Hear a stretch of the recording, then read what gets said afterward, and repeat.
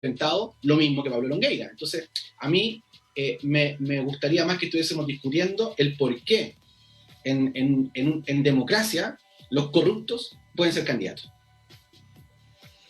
Precisamente en esas relaciones con la oposición que tú mencionabas, ¿cómo piensan de alguna otra forma generar lazos, confianza, sobre todo hacia sectores de centro, como la democracia cristiana, ya que se ha configurado con toda asunción más de Alondra Arellano en Convergencia Social, que hay dos polos en el Frente Amplio? Entonces, para algunos va a ser más complicado entenderse con un sector y con otros así. ¿Cómo hacer esa relación? Sí, mira, yo creo que eso en estas etiquetas que de alguna manera siempre se ponen en los medios, muchas veces en lo concreto y en lo real no es así. Es decir, aquí nadie está disputando por ser más o menos de izquierda. Creo que eso es muy de la política antigua, es muy de la política de los años 90. La dicotomía del siglo XXI es sobre quienes están a favor de democracia participativa y quienes sostienen que la democracia representativa sigue siendo un factor. Entre quienes son pertenecen a la élite de este país, a la casta política de este país y a la ciudadanía, entre oligarquía y pueblo. Es decir, hoy día ser de izquierda yo soy un hombre de izquierda, por cierto, con convicciones de izquierda, pero es muy complejo entrar en ese debate de quién es más o menos de izquierda. Yo creo que eso es un error. Ahora, distinto es plantear cómo se generan articulaciones y acuerdos. Yo creo que la unidad vacía no tiene sentido. La unidad vacía es del siglo pasado. La unidad vacía es lo que le hizo mal a Chile. Esa unidad sin programa, sin propuesta, sin proyecto, es una unidad que finalmente solo busca derrotar al otro para hacer gobierno y repartirse el aparato estatal. Bueno, y eso yo creo que le ha hecho mucho daño a nuestro país, y hay ejemplos concretos de eso. A nosotros nos parece que uno tiene que construir mayorías populares. Yo apuesto por una gran mayoría, y decir, cuando uno apuesta por una gran mayoría, uno no le pregunta al otro si votó por Bachelet, si votó por la BEA, si votó por la ABIN. O sea, cuando uno construye mayorías, uno tiene que tener la capacidad de entender de que hubo sectores que en algún momento estuvieron de un lado o del otro, ¿no? Pero son los mismos que están siendo abusados por la AFP, abusados por los bancos, precarizados en su situación laboral, y por tanto uno no pone trabas en ese sentido. Y esa articulación, créeme que en los territorios se da mucho. En los territorios, en nuestros militantes no tienen muchas diferencias con los militantes de la democracia cristiana. Los militantes de base de la democracia cristiana son militantes progresistas, transformadores, que hace mucho rato también reclaman por la Asamblea Constituyente, que nunca han sido escuchados por sus cúpulas. Entonces, ese desafío de convocarlos a una gran mayoría popular, a mí me parece que es uno de los desafíos que el Frente Amplio y nuestro partido tiene, es decir, convocar a más. No basta con el Frente Amplio. Nosotros, si queremos gobernar, no vamos a gobernar solo con el Frente Amplio. Nosotros tenemos que tener la capacidad de construir una mayoría que supere al Frente Amplio, que los desborde, que convoque a otros sectores. Y en esa línea yo creo que uno tiene que ir avanzando en mucho diálogo, en mucha articulación, en mucha conversación, pero poniendo temas. Entonces, a nosotros se nos ha acusado de no querer unidad. Y yo pregunto, bueno, primero pongámonos de acuerdo si vamos a terminar con la AFP o no. Entonces, yo estoy dispuesto. Si la democracia cristiana mañana dice, mira, nosotros estamos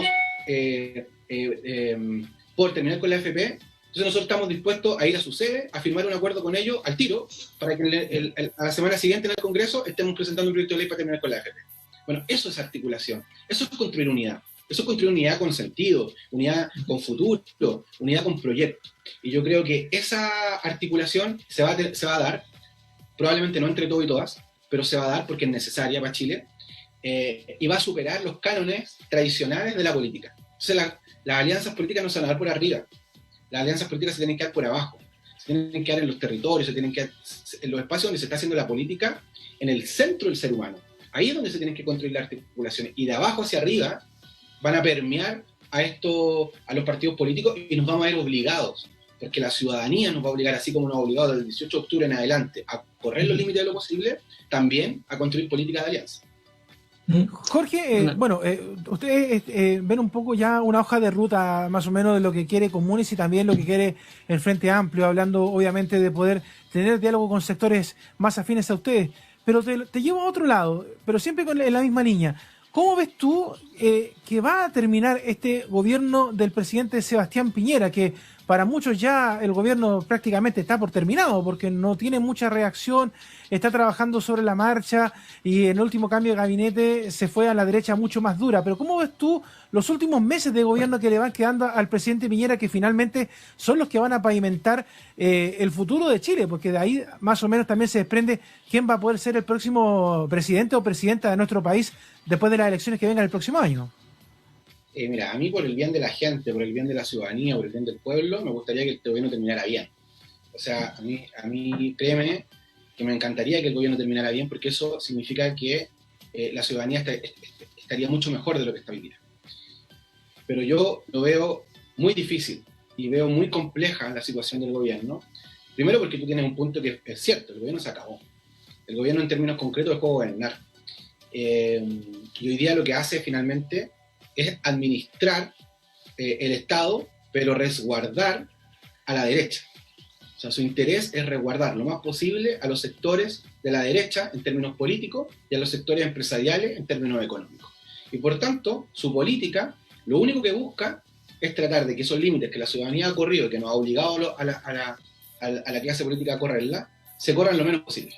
Y por tanto, trabar cualquier proceso que vaya en beneficio de los más pobres, en beneficio de quienes hoy día están sufriendo la crisis económica más importante probablemente de los últimos 50 años, la crisis sanitaria más importante de los últimos 100 años, y solo está preocupado de cómo se abre un mall para que los grandes empresarios puedan seguir generando recursos. Entonces, hay, desde mi punto de vista, una situación que podría eventualmente volver a generar un estallido mucho más fuerte, mucho más potente de lo que ha significado hasta ahora. Y yo creo que claramente 25 de octubre, dependiendo del resultado del plebiscito y dependiendo de la participación ciudadana, el gobierno va a tener que plantearse y va a tener que cuestionar la manera en que termina su último gobierno, si es que es capaz de terminarla.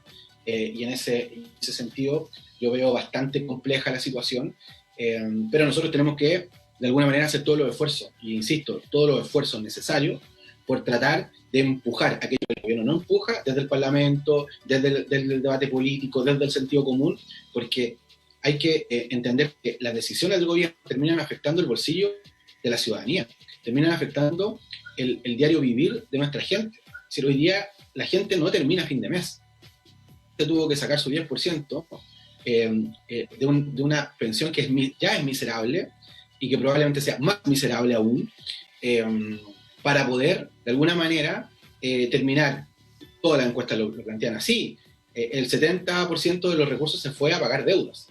O sea, eso es lo que pasó. El gobierno no quiso, por ejemplo, nosotros propusimos y insistimos mucho con esto, de que no es que se atrasaran o se pudiera repactar las deudas del agua, la luz, el teléfono, no, sino que se acordara que durante 6 meses no se pagaban. O sea, quienes no podían pagar, no pagaban nomás, y no seguían endeudándose, porque finalmente lo que el gobierno hizo fue ir resolviendo siempre con endeudamiento.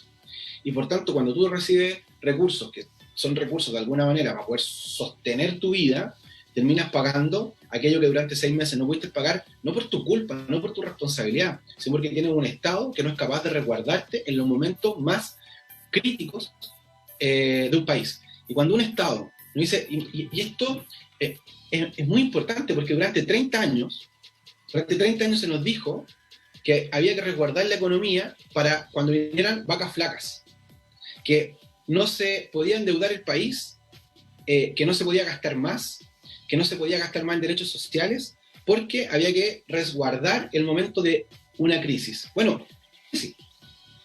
Y tuvimos una crisis y el Estado siguió siendo el mismo de siempre. Por tanto, uno se pregunta, ¿dónde está la plata que supuestamente resguardaron los últimos 30 años? ¿Dónde están los recursos que no quisieron gastar en derechos sociales los últimos 30 años porque se suponía que en una situación de crisis esos recursos iban a ayudar a la ciudadanía a sostenerse? Cero. Bueno, ese es el Estado que hemos construido. Y aquí, créeme, que yo creo que este es uno de los peores gobiernos de la historia de nuestro país, por cierto, uno de los peores gobiernos de nuestro país. Un gobierno, además, que a su haber tiene 15.000 muertos, que hoy día permite que los camioneros desabastezcan a la Junji, que no permita que llegue el petróleo para los sectores que necesitan, por ejemplo, calefacción, el alimento está hoy día escaseando, no porque no haya, sino porque los camioneros no nos permiten que pasen. Ese peor gobierno no es responsable de los últimos 30 años. Los responsables son, en definitiva, todos aquellos que gobernaron de una determinada manera, que plantearon de una determinada manera la política económica de este país, y que hoy día, en el momento más importante en el que se necesitó el Estado no existió. Muy bien, acabamos de escuchar y ver también al presidente del Partido Comunes, Jorge Ramírez, quien ha tenido esta entrevista con nosotros acá en Radio Portales. Así que, Jorge, muy amable por conversar por estos minutos con nosotros, y lógicamente cuando la cosa esté mejor te esperamos acá en la radio para que también conversemos más sobre política. Así que muy amable por esta entrevista. Muchas gracias por la invitación y estamos aquí siempre disponibles. Un abrazo. Muchas gracias, Jorge. Nosotros vamos a pausa y seguimos junto a ustedes acá, Portaleando la Mañana en la Primera de Chile.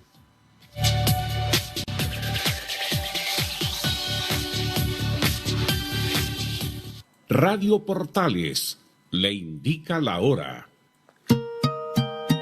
11:07. Es muy importante, es urgente, es vital que entre todos detengamos el coronavirus. Y todos podemos ayudar a través de una sencilla acción. Quédate en casa, por tu salud, la de los niños y la de los adultos mayores. Sigamos los protocolos que entrega la Autoridad de Salud y evitemos contagiarnos o contagiar a nuestros seres queridos o a otras personas. Quédate en casa porque es la mejor manera de ponerle fin a este virus. Nosotros te seguiremos informando y acompañando, pero te invitamos de todo corazón que por favor lo hagas. Es muy fácil. Quédate en casa. Quédate en casa. Quédate en casa. Quédate en casa. Quédate en casa. Quédate en casa. Recuerda, al coronavirus lo derrotamos entre todos. Seamos responsables. Es un mensaje de Radio Portales, la Primera de Chile. Ahora más que nunca, quédate en casa y disfruta de algo rico sin pagar de más. Somos de la casa, una delicia al paladar. Conoce nuestra variedad de waffles, sándwiches, empanadas de horno y mucho más. Contáctanos vía WhatsApp al +569 5018 3008. Atendemos todas las tarjetas de crédito y Red Compra. Infórmate más en nuestras redes sociales, en Instagram y Facebook. Recuerda, somos de la casa, una delicia al paladar.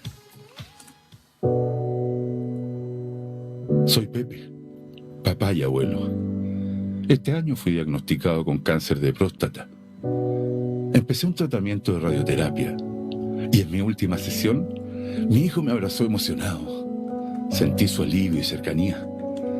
Ahí comprendí que el amor sí se ramifica. Cuando se junta un equipo de expertos, avanzada tecnología y se agrega amor y cariño, se hace posible el mejor tratamiento contra el cáncer. FALP, juntos contra el cáncer. Durante esta emergencia sanitaria, conversemos con nuestros niños, niñas y adolescentes. ¿Qué les gusta hacer en el colegio? ¿Cómo se sienten? ¿Y qué asignaturas son sus favoritas? Contémosles nuestras experiencias, las dificultades que tuvimos y cómo las resolvimos para darles confianza. Un factor fundamental para prevenir el consumo de alcohol y otras drogas. Si necesitas ayuda, ingresa a senda.gov.cl o llama al 1412. Senda, Ministerio del Interior, Gobierno de Chile.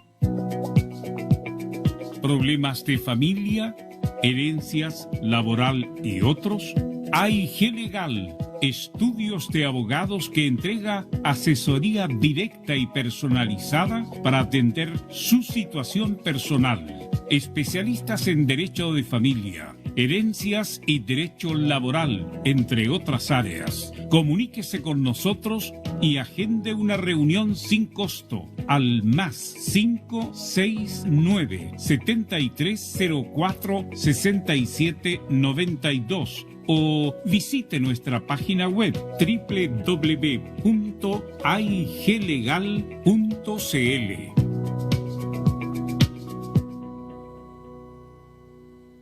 ¿Ya vamos saliendo? Oiga, señor, ¿qué? Las playas son de todos los chilenos, así que podemos estar aquí. Me importa un huevo. No, no diga eso, porque el huevo es muy importante. Comer huevo todos los días ayuda a las futuras mamás a que sus hijos se desarrollen bien. Por eso, prepáralo como más te guste, a la copa, revuelto en tortillas, ensaladas y hasta en postres. Así que ya lo sabes. ¡Que no te falte huevo! Huevo, rico, sano y nutritivo. La mejor proteína.